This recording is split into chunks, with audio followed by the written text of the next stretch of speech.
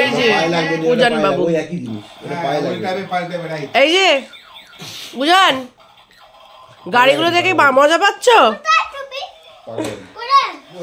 আর এই যে ব্রেকফাস্ট, কচুরি, আলুর দম। হ্যাঁ করো করো করো করো করো করো।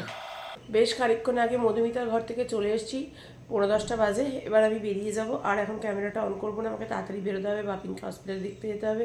বাপিন বেশ খানিকটা দূরের একটা হসপিটালে ভর্তি আছে, তো তার জন্য তাড়াতাড়ি বেরোতে হবে। অফিস থেকে ঠিকঠাক টাইমে না পৌঁছলে খুব চাপ হয়ে যাবে।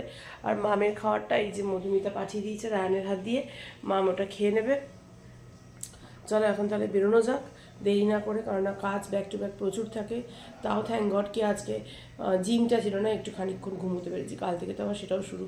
তো যাই হোক চলো, সবটাই সামলাতে হয়, কিছু করার নেই, সবাইকেই করতে হয়। আমার মতো যারা ওয়ার্কিং লেডি বা যারা বাড়িতে থাকো তাদেরও প্রচুর কাজ থাকে, তাদের ক্ষেত্রেও চাপ হয় সবটাই।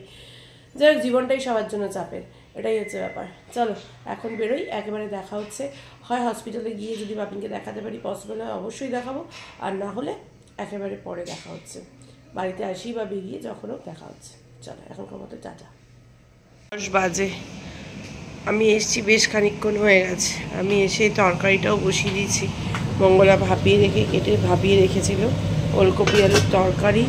আর এদিকে কালকের জন্য একটু ওই কাঁচামরি মেথি দিয়ে একটু পরোটা ভাজবো, এটা কালকে শিম আলু সেদ্ধ। এখানে বসে ভাত, এখানে ওর সবজি কাটছে, ওটা রান্না হবে কালকের ওই সকালের টিফিনের জন্য, ভাজা ফুলকপি আলু। আর এইদিকে রায়ান এই ঘরে পড়ছে, মাম এই ঘরে পড়ছে। আর কয়েক ঘন্টা পর মাম কি রে, আর কয়েক ঘন্টা পর মাম এখন কি হয়ে যাবি যেন, অ্যাডাল্ট, 18 ইয়ার্স, ভোট দেবে মাম পরের বছর বিধানসভায়, ফার্স্ট ভোট দেবে মাম, ভোটের কার্ডে নাম উঠে যাবে মামের। যাই হোক কালকে মামের বার্থডে, তো এই হচ্ছে ব্যাপার। চলো কাজগুলো সেরে নিই, তারপর আমি আসছি। কানটা কিন্তু আমি পেঁচিয়ে রেখেছি, এত কাশি হচ্ছে না, গলাটা এত খুসখুস করছে। তো যাই হোক মাম এখন বলছে ও কলেজে যাবে না। এবার আমার তো সেভাবে কালকে কিছুই গোছানো নেই, কারণ আমি জানি ও কলেজে যাবে, ও পরোটা খেয়ে কলেজে চলে যাবে, এসে ভাত খাবে কি খাবে না। আমি ওকে জিজ্ঞাসা করছি কি রে তুই কখন ভাত খাবি বলতো, তাহলে তোকে আমি একটু বেগুন টেগুনে যাবো, বলে আমি কালকে কলেজে যাবো না।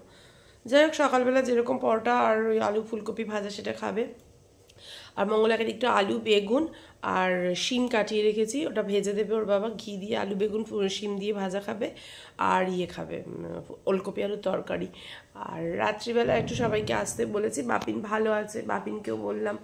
তো যেহেতু মামের এবার একটু স্পেশাল বার্থডেটা, তো তার জন্য ভাবলাম যে সবসময় স্পেশাল থাকে কিন্তু এবার একটু বেশি স্পেশাল, তো তার জন্য ভাবলাম বৌদিকেও ফোন করলাম, বললাম যে তোমরা কি আসবে, কারণ গত বছর ওর প্রিবোজের জন্য করা হয়নি।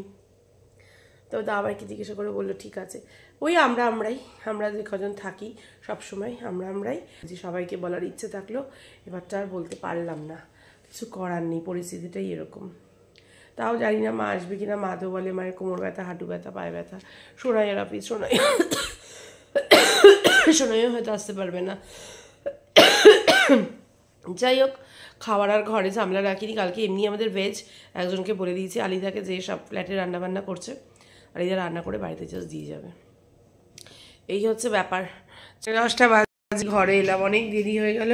এবার ওই যে খাবারগুলো আছে সব গরম করি, তারপরে খেয়ে দে গরম টরম করি, তারপর আসছি। তুই জামা প্যান্ট ছাড়, সব বসে গেছে খেতে, সেভাবে তো ব্লগই করতে পারলাম না। ফুলকপি আলুর রসা, ট্যাংরা মাছ, ভাত, একটু বিরিয়ানি আছে, একটু বিরিয়ানি বেশি হয়েছে, আমিও একটু নিয়েছি, কালকের একটু লুচি, ব্যাস এই দিয়েই আপাতত ডিনারটা সারছি। আর এদিকে চলছে এই দেখো আমাকে এখন 10টা বাজে, আজকে তাও একটু লেট। আজকে সেরকমভাবে আর ব্লগই করতে পারলাম না, বাজে 10:30, ঘুমাতে গিয়েও আজকে 11টা বেজে গেল।